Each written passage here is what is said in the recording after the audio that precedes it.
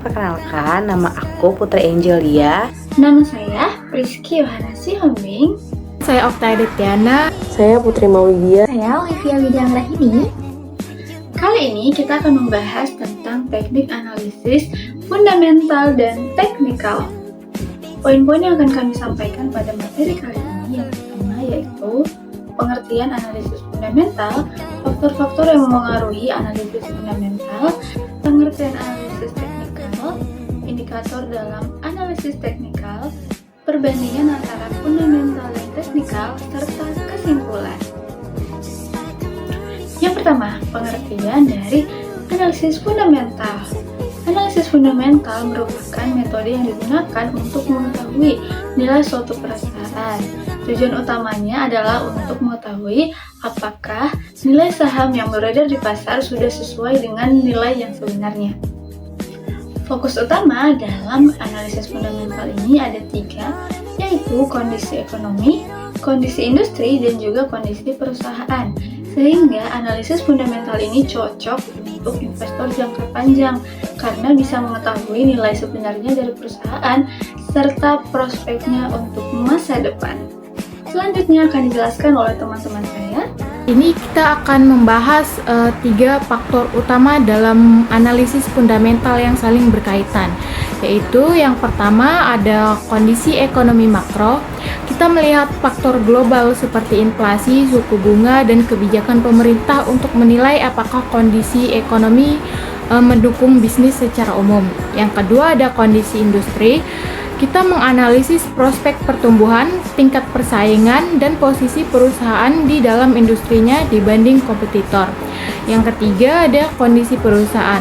Kita membedah internalnya mulai dari kualitas manajemen, strategi bisnis, hingga kesehatan laporan keuangannya. Melanjutkan faktor internal tadi, di slide 5 kita mengevaluasi kinerja perusahaan melalui 2 instrumen utama. Yang pertama, ada 3 laporan keuangan utama yang digunakan. Ada neraca untuk melihat posisi aset, utang, dan modal. Lalu ada laba rugi, melihat kemampuan perusahaan mencetak keuntungan. Dan ada arus kas, untuk melihat perputaran uang tunai masuk dan keluar. Yang kedua ada rasio keuangan yang sering digunakan. Yang pertama ada return on equity, untuk mengukur seberapa besar laba yang dihasilkan dari modal pemilik.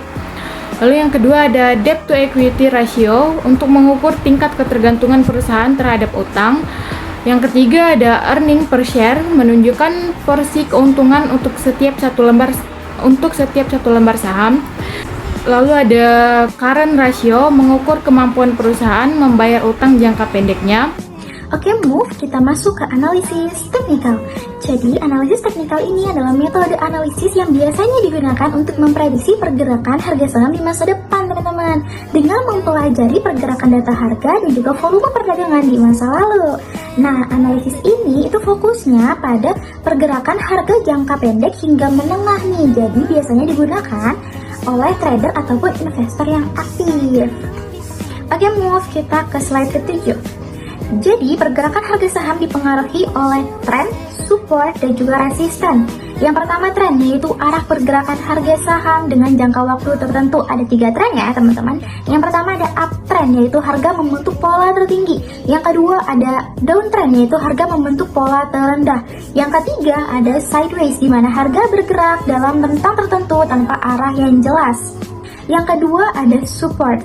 Jadi level harga di mana permintaan itu cukup kuat nih teman-teman. Jadi harga itu cenderung berhenti turun lalu dia memantul naik.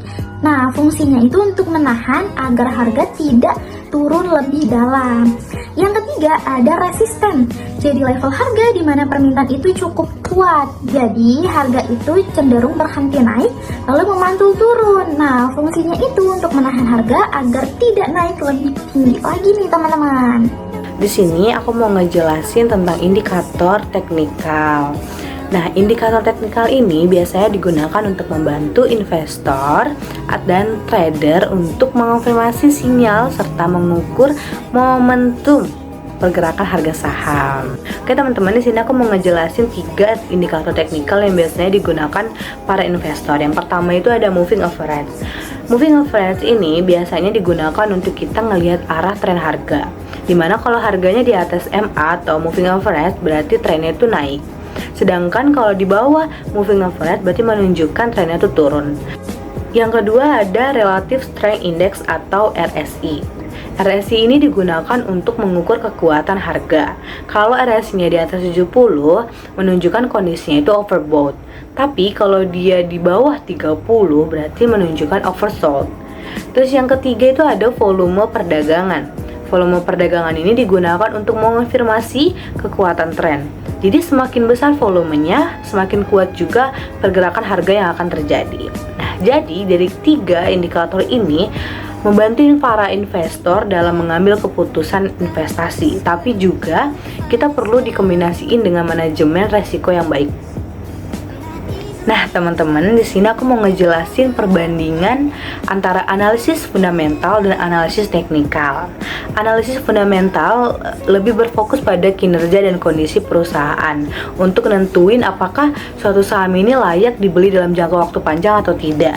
Sedangkan analisis teknikal dia lebih berfokus pada pergerakan harganya dan volume perdagangan untuk menentukan waktu yang tepat kita beli atau kita jual saham tersebut. Kelebihan fundamental ini membantu kita mengetahui nilai sebenarnya perusahaan. Sedangkan kelebihan teknikal tersendiri yaitu membantu kita menentukan entry dan exit point-nya. Saya Putri Maulidia ingin menjelaskan materi di slide 11 di mana cara menggabungkan fundamental dan teknikal.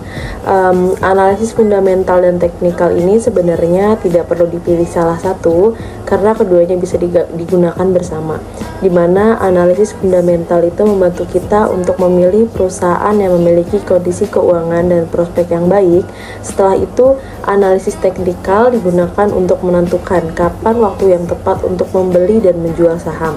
Dengan menggabungkan keduanya, investor itu dapat mengambil keputusan yang lebih tepat dan mengurangi resiko investasi. Kesimpulannya, analisis fundamental dan teknikal itu memiliki fungsi yang berbeda namun saling melengkapi, di mana analisis fundamental itu digunakan untuk memilih perusahaan yang berkualitas, sedangkan analisis teknikal itu digunakan untuk menentukan waktu yang tepat dalam membeli ataupun menjual saham. Oleh karena itu, investor yang baik sebaiknya memahami dan mengkombinasikan kedua metode tersebut agar keputusan investasi menjadi lebih efektif dan akurat.